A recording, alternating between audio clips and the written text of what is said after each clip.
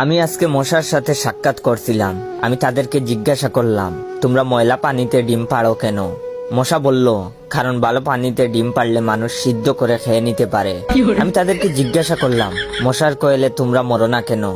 মশা বলল, আমরা যদি মরে যাই তাহলে কোয়েলের ফ্যাক্টরি বন্ধ হয়ে যাবে।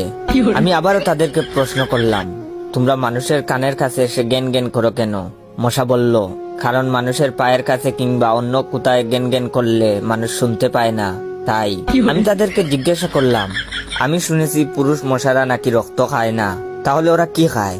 মশা বলল, পুরুষ মশারা শুধু বউয়ের বোকা খায়। আমি বললাম, মশারা কামড়ালে মানুষের ডেঙ্গু হয় কেন? মশা বলল, মশারা কি শুধু মানুষের রক্ত নিয়েই যাবে? ওদের কিছু দিবে না। মশারা এত স্বার্থপর নয়, তাই মানুষকে ডেঙ্গু উপহার দিয়ে যায়।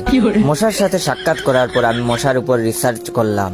মশা অনেক ধরনের হয়, যেমন পড়তে বসলে যে মশায় কামড়ায় তারা হলো অশিক্ষিত মশা, খেতে বসলে যে মশা কামড়ায় তারা হলো ক্ষুধার্ত মশা, ঘুমানোর পর যে মশা কামড়ায় তারা হলো কাপুরুষ, জেগে থাকা অবস্থায় যে মশা কামড়ায় তারা সাহসী, মশারির মধ্যে যে মশা কামড়ায় তারা হলো অতিরিক্ত শেষরা, মাঝরাতে যে মশা কামড়ায় তারা হলো সিঙ্গেল, টয়লেটে যে মশা কামড়ায় তারা হলো নির্লজ্জ, দিনের বেলা যে মশা কামড়ায় তারা একটা ছোট লোক।